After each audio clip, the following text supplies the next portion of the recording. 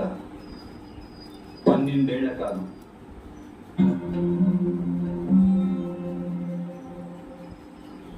యశస్సును పొందండి పాండుపుత్రులారా.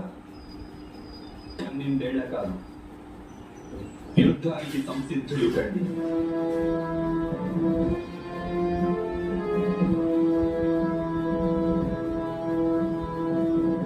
పార్థ, ఆ దుర్గామాత త్రిశూలం ఎటువంటిదో, ఆ బ్రహ్మ ద్వారా నిర్మితమైన బ్రహ్మశిరము ఎటువంటిదో అటువంటిదే ఆ మహాదేవుని పాశుపతాస్త్రము.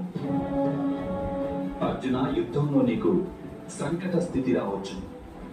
అప్పుడు నీ ముందు నిలిచిన ఆ శక్తిని ఎదిరించేందుకు నీ శక్తి సామర్థ్యాలతో నీవు పరాజితం చేయలేకపోతే అప్పుడు నీకు పాశుపతాస్త్రము అవసరమవుతుంది.